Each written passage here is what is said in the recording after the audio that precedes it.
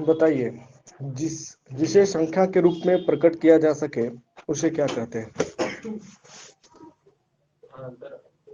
जिसे संख्या के रूप में प्रकट किया जा सके उसे क्या कहते हैं? भौतिकी से क्वेश्चन पूछ रहे हैं। हाँ, उसे राशि, हाँ राशि, राशि, हाँ क्वांटिटी कहते हैं उसको। ठीक है, अगला क्वेश्चन बताइएगा, भौतिक राशियां दो प्रकार की होती हैं, कौन कौन? सही है, सदिश और अदिश राशि। ठीक है, अगला क्वेश्चन बताइएगा, किसी भौतिक राशि को व्यक्त करने के लिए कुछ ऐसे मानकों का प्रयोग किया जाता है जो अन्य मानकों से स्वतंत्र होते हैं, क्या कहते हैं उसे? मूल मात्रक। सही है, उसे मूल मात्रक कहते हैं। ठीक है, जैसे द्रव्यमान हो गया, वेग हो गया, लंबाई हो गया। हाँ सही है, लंबाई, समय, द्रव्यमान। ठीक है, अगला कुछ धारक, विद्युत धारा। विद्युत धारा। नेक्स्ट क्वेश्चन बताइएगा, अगला क्वेश्चन,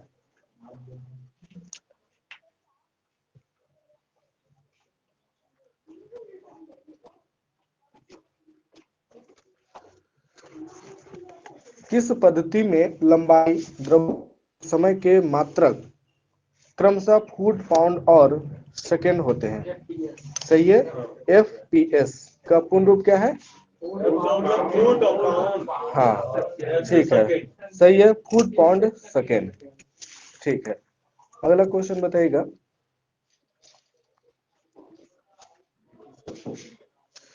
एमकेएस पद्धति में लंबाई, द्रव्यमान और समय के मात्रक क्रमशः क्या होते हैं? MKS kilogram. किलोग्राम, हाँ किलोग्राम और सेकेंड। सही है, अगला क्वेश्चन बताइएगा, अंतर्राष्ट्रीय मापतौल के अधिवेशन में एसआई को स्वीकार कब किया गया? 1960 में, हाँ 1960 में अपनाया गया था। ठीक है, अगला क्वेश्चन बताइएगा,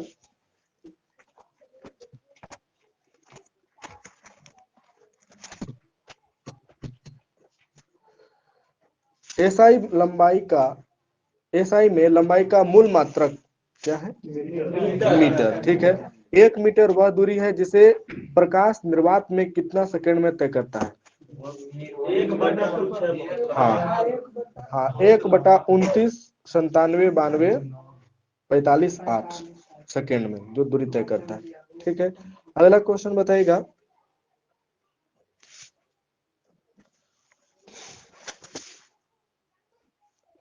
किसी राशि के मापन के निर्देश मानक को क्या कहते हैं?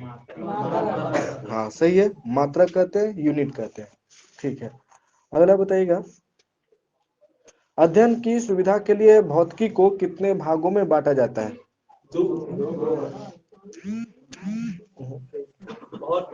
हाँ, अध्ययन की सुविधा के लिए भौतिकी को कितने भाग, हाँ सही है, 8 भागों में बांटा जाता है। कौन कौन? यांत्रिकी यानी मैकेनिक्स, साउंड ध्वनि, फिर उष्मा, सही है, हाँ विद्युत, प्रकाश, ठीक है, और चुंबकत्व, सही है, आधुनिक व परमाणु भौतिकी और इलेक्ट्रॉनिक्स। अगला क्वेश्चन बताइए, किसी भौतिक राशि को जब 2 या 2 से अधिक मूल इकाइयों में व्यक्त किया जाता है तो उसे क्या कहते हैं? हाँ, उसे व्युत्पन्न इकाई, हाँ व्युत्पन्न इकाई कहते हैं, डिराइव यूनिट्स कहते हैं। ठीक है, जैसे बल, ठीक है, दाब, कार्य, विभव, ये सब। ठीक है, बल का ऐसा यूनिट क्या है? न्यूटन, दाब का पास्कल, कार्य का जूल, और विभव का वोल्ट, हाँ विभव का वोल्ट। ठीक है,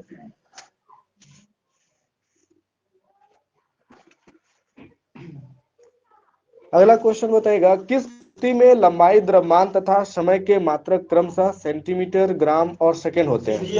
सही है, सीजीएस पद्धति, सेंटीमीटर, ग्राम, सेकेंड, सिस्टम। इसे और सीजियस पद्धति को और क्या कहते हैं? हाँ, नहीं ब्रिटिश नहीं, फ्रेंच। हाँ, फ्रेंच या मीट्रिक पद्धति कहते हैं, ठीक है। एफपीएस को कहते हैं ब्रिटिश पद्धति। हाँ, फुट पाउंड सेकेंड सिस्टम को ब्रिटिश पद्धति कहते हैं, ठीक है।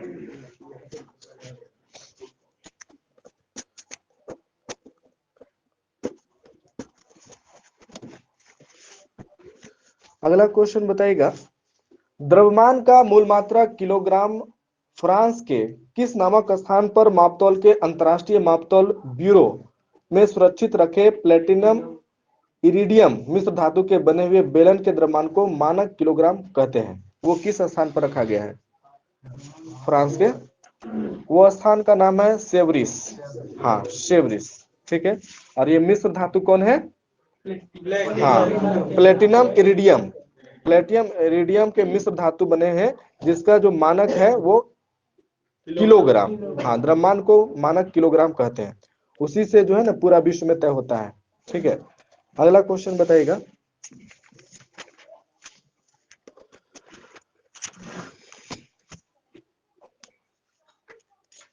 शक्ति यानी पावर बराबर फार्मूला क्या होता है? हाँ, कार्य बटा समय, ठीक है। और शक्ति का ऐसा मात्रा क्या है? वाट। हाँ, शक्ति का ऐसा यूनिट वाट, ठीक है। कार्य या ऊर्जा का जूल है, ठीक है। कार्य या ऊर्जा का ऐसा मात्रक है जूल, ठीक है। और दाब का ऐसा यूनिट क्या है? हाँ, पास्कल या हाँ न्यूटन पर मीटर स्क्वायर। हाँ, न्यूटन पर मीटर स्क्वायर, ठीक है। आवेग का ऐसा यूनिट क्या है? सही है, न्यूटन सेकेंड। नेक्स्ट क्वेश्चन बताइएगा, बल का ऐसा यूनिट क्या है? स्क्वायर, बिल्कुल सही है, केजी मीटर पर सेकेंड स्क्वायर। क्योंकि बल बराबर क्या होता है? त्वरण। हाँ, तो द्रव्यमान गुने त्वरण, तो द्रव्यमान का हो गया केजी और त्वरण का हो गया मीटर पर सेकेंड स्क्वायर, ठीक है। अगला क्वेश्चन बताइएगा, त्वरण का ऐसा यूनिट क्या है? सही है, मीटर पर सेकेंड स्क्वायर। और वेग का ऐसा यूनिट क्या है?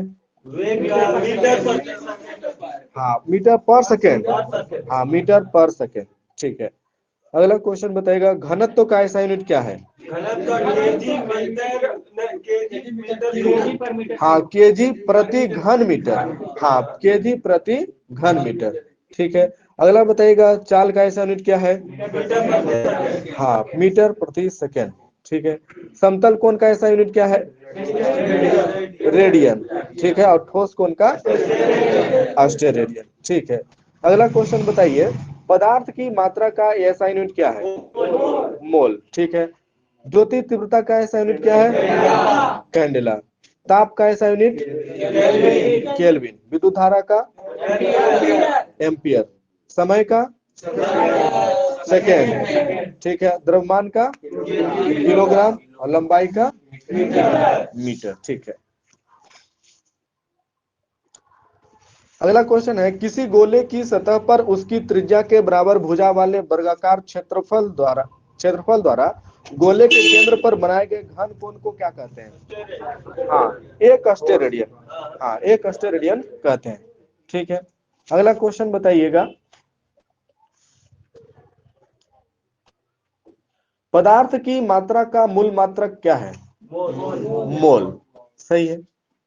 अगला क्वेश्चन बताइए, एक मोल पदार्थ की वह मात्रा है जिसमें उसके अवयवी तत्वों की संख्या कितनी होती है?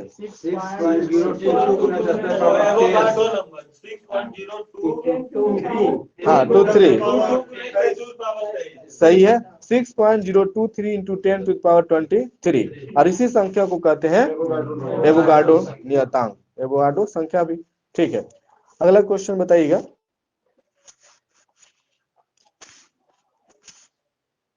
ज्योति तीव्रता का मूल मात्रक? कैंडेला, ठीक है।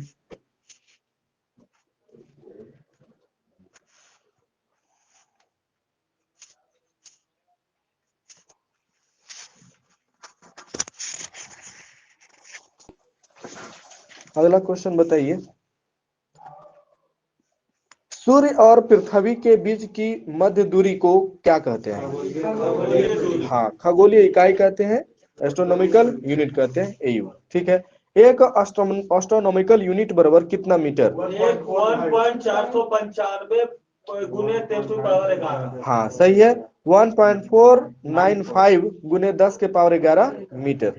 ठीक है, अगला क्वेश्चन बताइएगा, दूरी मापने की सबसे बड़ी इकाई क्या है? पारसेक। हाँ पारसेक है। एक पारसेक बराबर कितना मीटर? 3.08 गुने 10⁻16। हाँ सही है, 3.08 इंटू 10⁻16 मीटर। अगला क्वेश्चन बताइए, एक प्रकाश वर्ष निर्वात में प्रकाश के द्वारा एक वर्ष में चली गई दूरी जो कितना मीटर के बराबर होती है प्रकाश वर्ष कहलाती है? 9.46 गुने 10⁻15। हाँ सही है, 9.46 इंटू 10⁻15 मीटर। ठीक है, अगला क्वेश्चन बताइएगा, मेगा का पावर कितना है? सही है, 10⁻6। ठीक है, माइक्रो का? माइक्रो का कितना है? हाँ 10⁻6। ठीक है, अगला क्वेश्चन बताइए, हेक्टो का पावर बताइए। हाँ 10⁻2। हाँ 10⁻2। ठीक है, इसको एकदम लगातार याद रखिए। ठीक है, exa peta tera giga mega kilo hecto deca, फिर है deci centi milli micro nano pico femto atto. ठीक है, इसको लगातार, और इसी तरह से आप इसको याद रखिएगा इसका पावर का।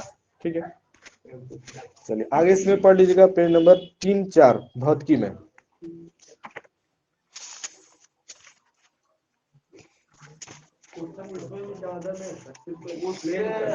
बस एक्सप्लेन कर दिया, थोड़ा पढ़ना आसान हो गया। हाँ उसमें सिर्फ पॉइंट इसमें थोड़ा सा कर दिया ना एक्सप्लेन, जैसे ठोस ठोस का इतना बड़ा लिखा है।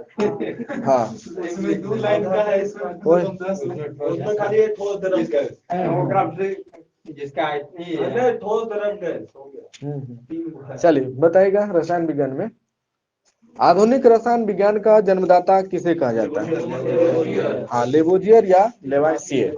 ठीक है, अगला क्वेश्चन बताइए,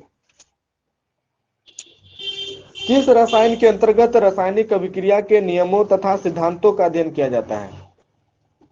किस रसायन? हाँ किस रसायन के अंतर्गत? हाँ ठीक है, भौतिक रसायन के अंतर्गत रासायनिक अभिक्रिया के नियमों तथा सिद्धांतों का अध्ययन किया जाता है। ठीक है, नेक्स्ट क्वेश्चन बताइए, किस रसायन में विभिन्न पदार्थों की पहचान आयतन व मात्रा का अनुमान किया जाता है? हाँ अनुमान किया जाता है, तो इसका आप अर्थ से समझ सकते हो कौन सा रसायन है। ठीक है, ये है विश्लेषिक। हाँ विश्लेषिक रसायन, एनालिटिक केमिस्ट्री। अगला क्वेश्चन बताइएगा, किस रसायन के अंतर्गत मनुष्य के प्रयोग में आने वाली औषधियां उनके संगठन तथा बनाने की विधियों का अध्ययन किया जाता है? कौन सा रसायन? औषधि रसायन। हाँ हाँ, तो उसी प्रकार से औषधि रसायन। ठीक है, अगला क्वेश्चन है, किस रसायन के अंतर्गत कृषि से संबंधित रसायन जैसे कीटाणुनाशक, मृदा के संगठन आदि का अध्ययन किया जाता है? ठीक है, एग्रीकल्चर केमिस्ट्री कृषि रसायन। अगला क्वेश्चन है, किस रसायन के अंतर्गत जीवधारियों में होने वाले रासायनिक अभिक्रिया तथा जंतुओं एवं वनस्पतियों से प्राप्त पदार्थों का अध्ययन किया जाता है? हाँ जैव रसायन। ठीक है, बायोकेमिस्ट्री। अगला क्वेश्चन बताइएगा, किस रसायन में पदार्थों का बृहद परिमाण में निर्माण करने से संबंधित नियमों, अभिक्रियाओं, विधियों आदि का अध्ययन किया जाता है? औद्योगिक रसायन, इंडस्ट्रियल केमिस्ट्री। ठीक है, और किस रसायन के अंतर्गत कार्बन के यौगिकों का अध्ययन किया जाता है?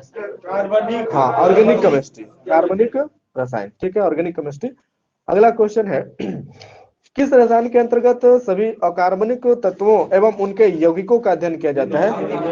ठीक है, अकार्बनिक रसायन, इन ऑर्गेनिक केमिस्ट्री।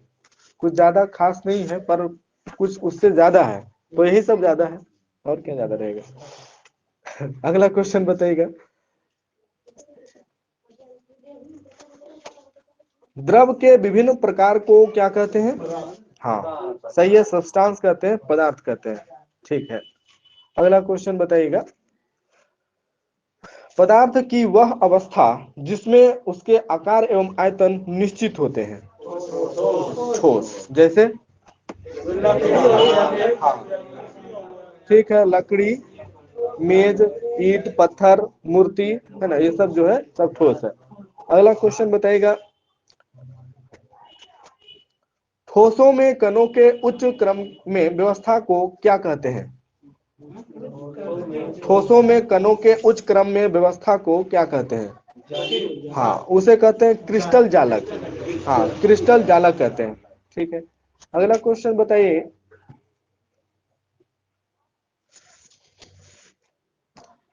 एक पदार्थ या अनेक पदार्थों के मिश्रण से बनने वाली विशेष गुण वाली सामग्री को क्या कहते हैं? उसे वस्तु कहते हैं, ऑब्जेक्ट कहते हैं। हाँ, ऑब्जेक्ट। ठीक है, संसार की सभी वस्तुएं द्रव्यों अर्थात पदार्थों से बनी हैं। ठीक है, अगला क्वेश्चन बताइएगा, पदार्थ की वह अवस्था जिसमें उसके आकार और आयतन दोनों अनिश्चित होते हैं। अनिश्चित गैस। हाँ, गैस। ठीक है, अगला क्वेश्चन बताइए, पदार्थ की वह अवस्था जिसमें उसका आयतन निश्चित परंतु आकार अनिश्चित होता है। द्रव। इसका उदाहरण कोई भी द्रव हो जाएगा। ठीक है,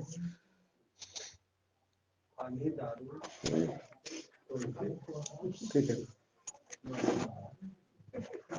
अगला क्वेश्चन बताइए, वह मौलिक पदार्थ जिसे किसी भी भौतिक या रासायनिक विधि द्वारा न तो दो या दो से अधिक सर्वथा भिन्न गुणों वाले पदार्थों में विभाजित किया जा सकता है और न ही दो या दो से अधिक पदार्थों के बीच संयोग कराकर संश्लेषित किया जा सकता है। सही है, तत्व कहलाता है, एलिमेंट कहलाता है। ठीक है, अगला क्वेश्चन बताइए, वह अशुद्ध पदार्थ जो दो या दो से अधिक शुद्ध पदार्थों के किसी भी अनुपात में बिना रासायनिक संयोग से के मिलने से बनता है तथा जिसके अवयवी पदार्थों को सरल यांत्रिक या भौतिक विधियों द्वारा अलग किया जा सकता है। मिश्रण। फिर से सुनिए इसको, वह अशुद्ध पदार्थ, वह अशुद्ध पदार्थ, अशुद्ध तो समझ गए, यही से क्लियर हो रहा है। अशुद्ध पदार्थ जो दो या दो से अधिक शुद्ध पदार्थों के किसी भी अनुपात में मिला बिना रासायनिक संयोग के मिलने से बनता है तथा जिसके अवयवी पदार्थों को सरल यांत्रिक या भौतिक विधियों द्वारा अलग किया जा सकता है, पृथक किया जा सकता है, मिश्रण कहलाता है। ठीक है, अगला क्वेश्चन है, वह शुद्ध पदार्थ जो दो या दो से अधिक तत्वों के निश्चित अनुपात में रासायनिक संयोग से बनता है और जिसे उचित रासायनिक विधियों द्वारा दो या दो से अधिक सर्वथा भिन्न गुणों वाले अवयवों में व्यक्त किया जाता है, क्या कहलाता है? यौगिक कहलाता है, कंपाउंड। हाँ, अशुद्ध होता है और ये निश्चित अनुपात में होता है ना, यौगिक में, और मिश्रण में होता है अनिश्चित अनुपात में। ठीक है, अगला क्वेश्चन बताइए, वह मिश्रण जिसके प्रत्येक भाग में उसके अवयवी पदार्थों का संगठन एवं गुण समान होता है, क्या कहलाता है? हाँ, ठीक है, समान मिश्रण कहलाता है, होमोजेनियस मिक्सचर कहलाता है। ठीक है, अगला क्वेश्चन बताइए, किसी पदार्थ का वह सूक्ष्मतम कण जो स्वतंत्र अवस्था में रह सकता है परंतु रासायनिक अभिक्रियाओं में भाग नहीं ले सकता तथा जिसमें उस पदार्थ के सभी गुण विद्यमान होते हैं, क्या कहलाता है? अणु कहलाता है। हाँ, अणु कहलाता है। ठीक है, स्वतंत्र अवस्था में रह सकता है लेकिन परमाणु में स्वतंत्र अवस्था में नहीं रहता है। ठीक है, अगला क्वेश्चन बताइएगा, वह मिश्रण जिसके विभिन्न भागों में उसके अवयवी पदार्थों का संगठन एवं गुण एक से नहीं होते, क्या कहलाता है? हाँ, असमान मिश्रण, हेट्रोजेनियस मिक्सचर कहलाता है। ठीक है, जैसे बालू एवं नमक का मिश्रण है ना, खड़िया का जल में मिश्रण, और समान मिश्रण में चीनी का जल में विलयन, ये समान मिश्रण का उदाहरण। ठीक है, अगला क्वेश्चन बताइए, अणुओं के बीच लगने वाले आकर्षण बल को क्या कहा जाता है? हाँ, अंतर आणविक आकर्षण बल। हाँ, अंतर आणविक आकर्षण बल कहलाता है। ठीक है, अगला क्वेश्चन बताइए, पृथ्वी पर पाए जाने वाले प्रमुख तत्व और उनका प्रतिशत बताना है। भूपटल में ऑक्सीजन कितना परसेंट पाया जाता है? सही है, 46.6 उसमें था, इसमें 46.71%। ठीक है, सब चेंज है। ठीक है, हाँ, हल्का चेंज है। ठीक है, अगला बताएगा, सामान्य मानव शरीर में तत्वों की औसत मात्रा में ऑक्सीजन कितना % है? ऑक्सीजन 46। 65। हाँ 65% है मानव शरीर में। ठीक है। अगला है मानव शरीर में कार्बन कितना % है? 18। ठीक है 18%। ठीक है। मानव शरीर में हाइड्रोजन कितना % है? 10%। ठीक है। नाइट्रोजन कितना % है? नाइट्रोजन है 3%। हाँ नाइट्रोजन 3% है। कैल्शियम कितना है? 2% और फास्फोरस है 1%। ठीक है। अगला क्वेश्चन बताइए, पृथ्वी पटल में बताना है, भूपटल में सिलिकॉन कितना % है? हाँ 27%। ठीक है। हाँ 27.72, इसमें 27.69%। ठीक है, ये अपडेट है। अभी देखिए कौन सही होता है। अगला क्वेश्चन बताइएगा, एल्युमिनियम पृथ्वी भूपटल में कितना % है? 8.07। हाँ 8.07%। हाँ हाँ 8.07% है। ठीक है। और लोहा कितना % है? लोहा 5.05। हाँ 5.05%। ठीक है। हालांकि ये आंकड़ा जो है सेम कंपनी का फिर भी बदल रहा है। ठीक है। आगे इसमें पढ़ लीजिएगा, रसायन विज्ञान में पेज नंबर 101-2।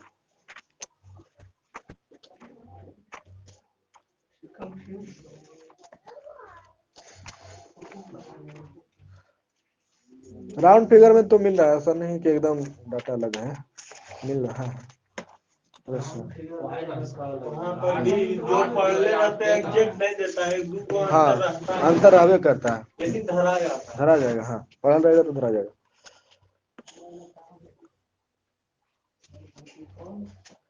बताइएगा, विज्ञान की वह शाखा जिसके अंतर्गत समस्त जीवधारियों का विस्तृत अध्ययन किया जाता है क्या कहलाता है? ठीक है, जीव विज्ञान कहलाता है, बायोलॉजी कहलाता है। ठीक है। अगला क्वेश्चन बताइए, जीव विज्ञान को विज्ञान की एक शाखा के रूप में स्थापित करने का श्रेय किस वैज्ञानिक को जाता है? सही है, अरस्तु को जाता है। ठीक है। अगला क्वेश्चन बताइएगा,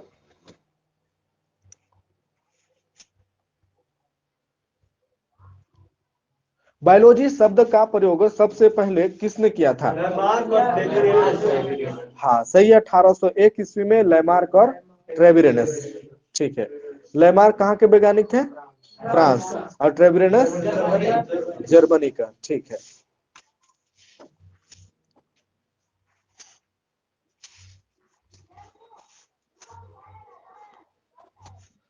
अगला क्वेश्चन बताएगा, हिस्टोरिया प्लांटरम किसकी पुस्तक है?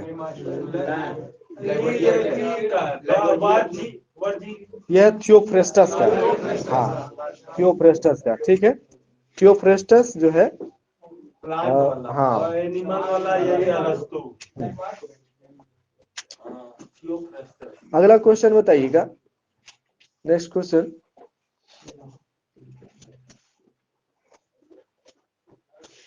हिस्टोरिया एनिमैलियम के लेखक कौन है?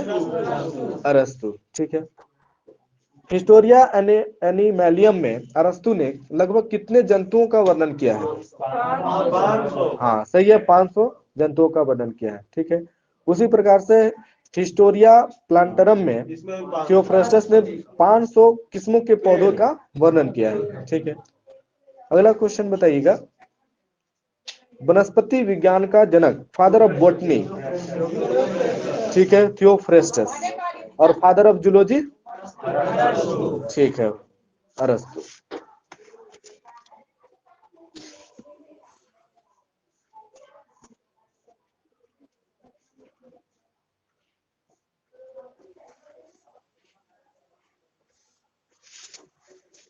अगला क्वेश्चन बताइए, जीवधारियों के वर्गीकरण को वैज्ञानिक आधार जॉन रे नामक वैज्ञानिक ने प्रदान किया, लेकिन जीवधारियों के आधुनिक वर्गीकरण में सबसे प्रमुख योगदान किनका रहा? सही है, कैरोलस लिनियस का। ठीक है।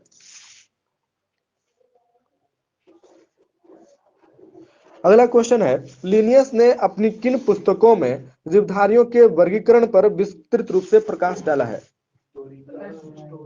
3-4 हाँ 3 पुस्तक है। यह सिस्टमा नेचुरी, हाँ सिस्टमा नेचुरी, क्लासेस प्लांटेरम, फिलासोफिया बॉटेनिका, ये 3 पुस्तक में विस्तृत रूप से उन्होंने चर्चा की है। ठीक है, इसीलिए जो है फादर ऑफ टॉक्सोनॉमी किन्हें कहा जाता है? ठीक है, कैरोलस लिनियस को, वर्गीकी का पिता कैरोलस लिनियस को कहा जाता है। ठीक है, अगला क्वेश्चन बताइएगा, परंपरागत द्विजगत वर्गीकरण का स्थान अंततः किसके द्वारा सन 1969 में प्रस्तावित 5 जगत प्रणाली ने ले लिया? हाँ, आर.एच. व्हिटकर। ठीक है, अगला क्वेश्चन बताइएगा, व्हाइटकर के अनुसार समस्त जीवों को 5 जगत में वर्गीकृत किया गया है। ये 5 जगत कौन कौन है?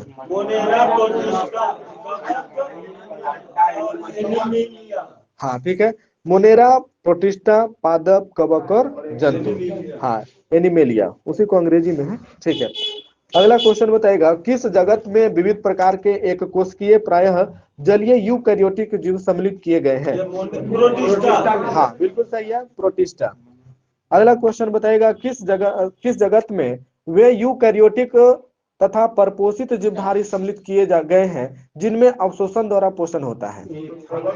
हाँ, सही है, कवक यानी फंगी। ठीक है, अगला क्वेश्चन बताएगा, किस जगत में प्रायः वे सभी रंगीन बहुकोशिकीय प्रकाश संश्लेषी उत्पादक जीव सम्मिलित हैं? सही है, पादप। ठीक है, अगला क्वेश्चन बताइए, किस जगत में सभी प्रोकैरियोटिक जीव अर्थात जीवाणु, साइनोबैक्टीरिया तथा आर्कियोबैक्टीरिया सम्मिलित किए गए हैं? ठीक है, मोनेरा। अगला क्वेश्चन है, तंतुमय जीवाणु किस जगत के भाग है? सही है, मोनेरा के ही भाग है। ठीक है,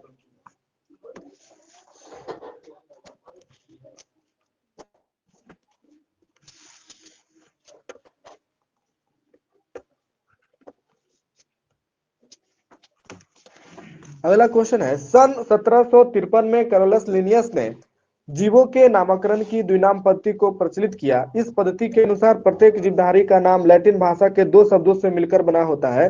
पहला शब्द क्या और दूसरा शब्द क्या कहलाता है? ठीक है, पहला जो होता है वंश नाम यानी जेनरिक नेम, और दूसरा शब्द जो होता है जाति नाम यानी स्पेसीज नेम कहलाता है। ठीक है, अगला क्वेश्चन है, मानव का वैज्ञानिक नाम क्या है? Homo sapiens. ठीक है, वास्तव में होमो क्या है? उस वंश का नाम। हाँ, उस वंश का नाम है जिसकी एक जाति है सैपियंस। हाँ, सैपियंस, और अंतिम में लगा दिया गया लिन, तो खोज करता है लिन। ठीक है,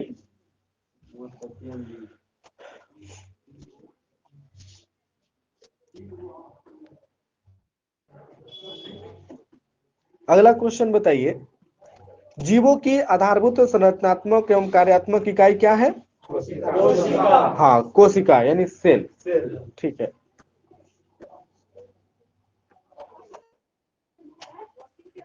कोशिका के अध्ययन को क्या कहते हैं? साइटोलॉजी। ठीक है, अगला क्वेश्चन बताइए, सरसों का वैज्ञानिक नाम क्या है? सही है, ब्रासिका कैम्पेस्टिस। ठीक है, अगला बताइएगा, मेढक का वैज्ञानिक नाम क्या है? ठीक है, राना टिग्रिना। अगला है, बिल्ली का वैज्ञानिक नाम? सही है, फेलिस डोमेस्टिका। कुत्ता का वैज्ञानिक नाम? ठीक है, कैनिस फैमिलियरिस। अगला क्वेश्चन, चना का वैज्ञानिक नाम क्या है? साइसर एरिटिनम। अगला क्वेश्चन बताइए, मटर का वैज्ञानिक नाम क्या है? सेटिवम। और गेहूं का वैज्ञानिक नाम? ठीक है, ट्रिटिकम एस्टिवम। धान का वैज्ञानिक नाम क्या है?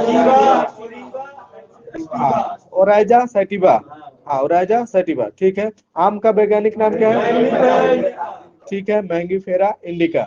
सही है, और मक्खी का वैज्ञानिक नाम क्या है? ठीक है, मुस्का डोमेस्टिका। और गाय का वैज्ञानिक नाम? सही है, बोस इंडिकस। और कुत्ता का वैज्ञानिक नाम? ठीक है, कैनिस फैमिलियरिस। ठीक है, अगला क्वेश्चन बताइएगा, किस जगत में सभी बहुकोशिकीय जंतु संभोजी यूकैरियोटिक उपभोक्ता जीव सम्मिलित किए गए हैं? सही है, एनिमेलिया। ठीक है, यानी जंतु। हाँ, सही है, एनिमेलिया को मेटाजोआ भी कहते हैं। सही है, अगला क्वेश्चन बताइएगा, कवक की कोशिका भित्ति किसकी बनी होती है? ठीक है, काइटिन की बनी होती है। अगला क्वेश्चन है, शैवाल, मॉस पुष्पीय तथा अपुष्पीय बीजीय पौधे किस जगत के अंग है? नहीं उसी कैसा है यही 5 में बताना है। पादप। हाँ ठीक है, विटकर के द्वारा जो 5 जगत प्रणाली है ना उसी को, ठीक है, पादप। अगला क्वेश्चन बताइएगा, पादप एवं जंतु के बीच स्थित युगलिना किस जगत में आता है? ये आता है प्रोटिस्टा। हाँ, प्रोटिस्टा में आता है। ठीक है, हाँ, पादप एवं जंतु। ठीक है, पादप एवं जंतु के बीच स्थित युगलिना जो है वो प्रोटिस्टा के अंतर्गत आता है ना। यह 2 प्रकार की जीवन पद्धति को प्रदर्शित करता है युगलिना। ठीक है, सूर्य के प्रकाश में स्वपोषित और सूर्य के प्रकाश के अभाव में इतर पोषित, यानी दूसरे पर पोषित होता है। ठीक है, अगला क्वेश्चन बताइए, कोशिका की खोज किसने की थी? हाँ सही है, 1665 में रॉबर्ट हुक। ठीक है,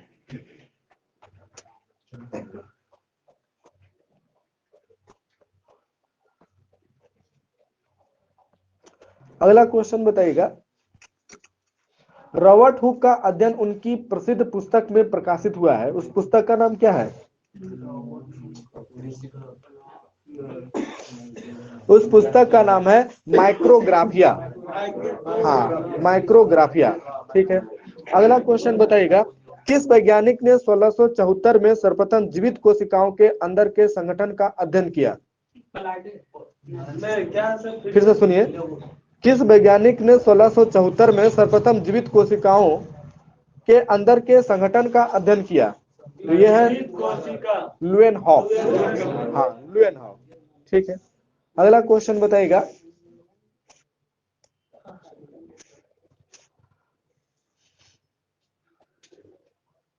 उन्नीसवीं सदी का अंतिम चौथाई काल कोशिका विज्ञान का क्लासिकल काल कहा जाता है। क्यों? हाँ, क्योंकि इसी समय कोशिका के क्षेत्र में बहुत सी महत्वपूर्ण खोजें हुई थी। ठीक है, कोशिका के क्षेत्र में, इसीलिए कोशिका विज्ञान का क्लासिकल काल कहा जाता है 19वीं सदी का अंतिम चौथाई काल को। ठीक है, 1831 ईस्वी में न्यूक्लियस यानी केंद्रक की खोज किसने की?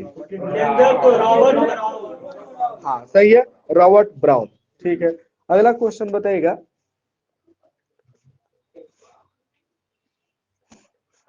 नेक्स्ट क्वेश्चन, जीव द्रव यानी प्रोटोप्लाज्म की खोज किसने की? नहीं सर, नहीं जीव द्रव की खोज डुजार्डिन। हाँ, डुजार्डिन ने।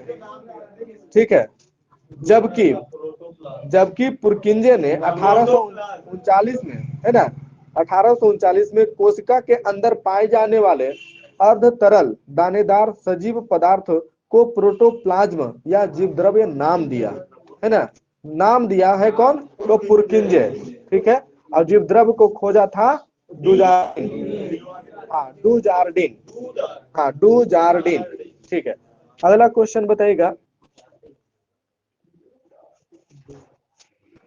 किस वैज्ञानिक ने कहा कि पादपों का शरीर सूक्ष्म कोशिकाओं का बना होता है?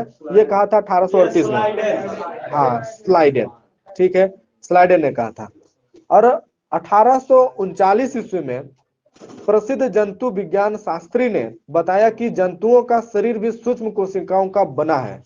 यह है स्वान। ठीक है, और इसी प्रकार दोनों मिलकर दिए हैं कोशिका सिद्धांत, है ना। हाँ, स्लाइडेन और स्वान।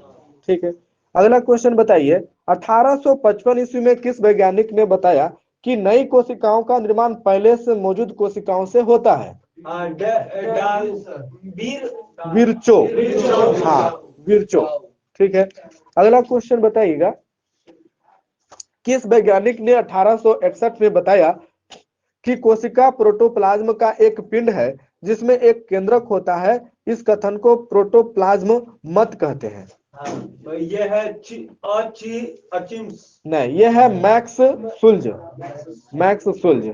ठीक है, 1884 ईस्वी में किस वैज्ञानिक ने बताया कि केंद्रक पैतृक लक्षणों की वंशागति में भाग लेता है?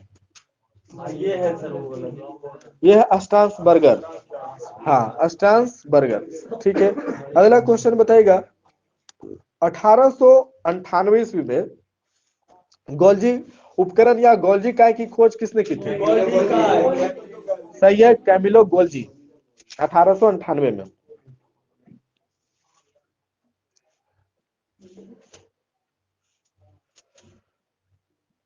अगला क्वेश्चन बताइएगा केंद्रक के भीतर के संघनित भाग केंद्रिका की खोज 1774 ईस्वी में किसने की थी? हाँ सही है, फेलिक्स फोंटाना। फेलिक्स फोंटाना ने की थी। ठीक है, अगला क्वेश्चन बताइएगा 1880 ईस्वी में किस वैज्ञानिक ने क्रोमेटिन का पता लगाया और कोशिका विभाजन के बारे में बताया? सही है, फ्लेमिंग। ठीक है, अगला क्वेश्चन है 1888 ईस्वी में किस वैज्ञानिक ने गुणसूत्र का नामकरण किया? सही है, वाल्डेयर। ठीक है, अगला क्वेश्चन बताइएगा 1883 ईस्वी में किस वैज्ञानिक ने पर्णहरित यानी क्लोरोप्लास्ट का नामकरण किया? हाँ, अस्चिम्पर। हाँ, अस्चिम्पर। ठीक है, अगला क्वेश्चन बताइएगा 1892 ईस्वी में किस वैज्ञानिक ने सोमेटोप्लाज्म एवं जर्मोप्लाज्म के बीच अंतर स्पष्ट किया? सोमेटोप्लाज्म और जर्मोप्लाज्म के बीच अंतर स्पष्ट 1892 में किसने किया? तो ये बीज में। हाँ, बीज में। ठीक है, अगला क्वेश्चन बताइएगा किस वैज्ञानिक ने 1855 में राइबोसोम की खोज की?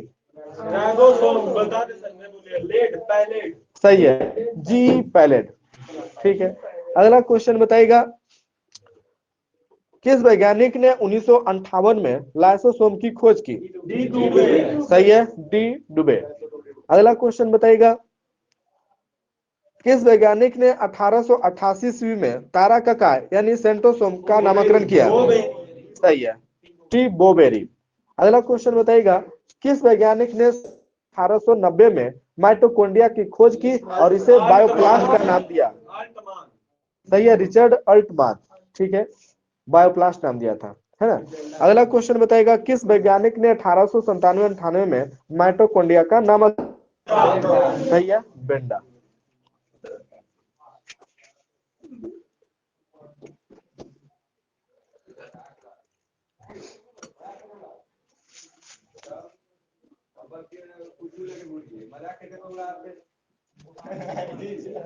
अगला क्वेश्चन है अमीबा, पैरामेसियम तथा जीवाणु जैसे जीवों का शरीर केवल एक कोशिका का बना होता है, इसीलिए इन्हें क्या कहते हैं?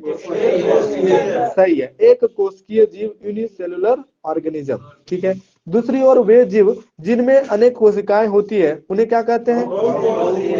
सही है, बहुकोशिकीय जीव, मल्टी सेलुलर ऑर्गेनिज्म। ठीक है,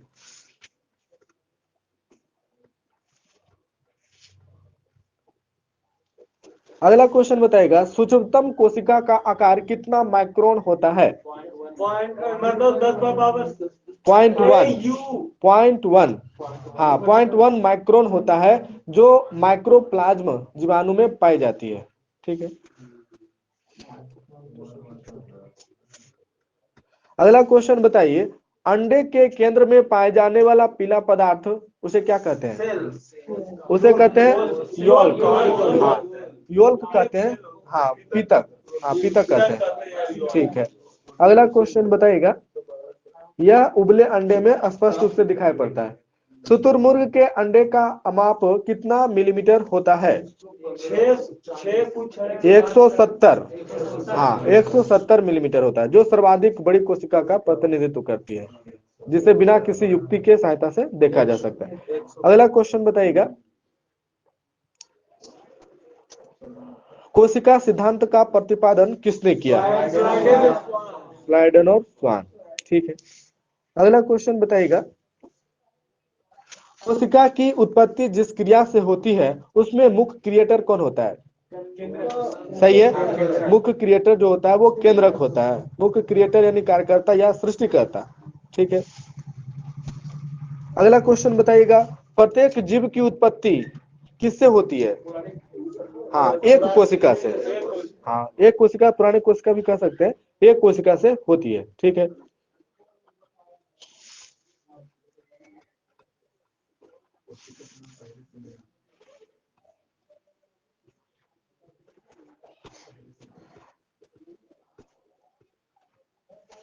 अगला क्वेश्चन है, पारंपरिक अर्थों में कोशिका सिद्धांत एक सिद्धांत नहीं है वरन एक तथ्य है। इसका एक अपवाद क्या है? विषाणु। हाँ, विषाणु जो है कोशिका सिद्धांत का अपवाद है, क्योंकि इसमें कोशिका नहीं होती है ना। विषाणु में कोशिका नहीं होती है एवं सर्वथा संक्रमण परजीवी के रूप में होते हैं, जबकि विलगित अवस्था में निर्जीव होते हैं। जब कोई सजीव में जुड़ेगा तब सजीव हो जाता है, लेकिन अलग रहता है तो निर्जीव रहता है। ठीक है, तो यही जो है ना कोशिका सिद्धांत का अपवाद है। ठीक है, एक्सेप्शन ऑफ सेल थ्योरी।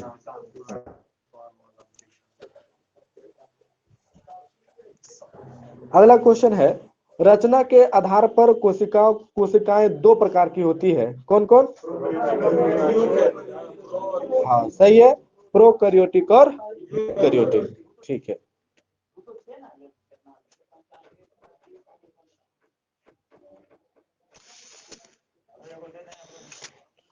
चलिए ठीक है, आगे इसमें पढ़ लीजिएगा पेज नंबर 188 89।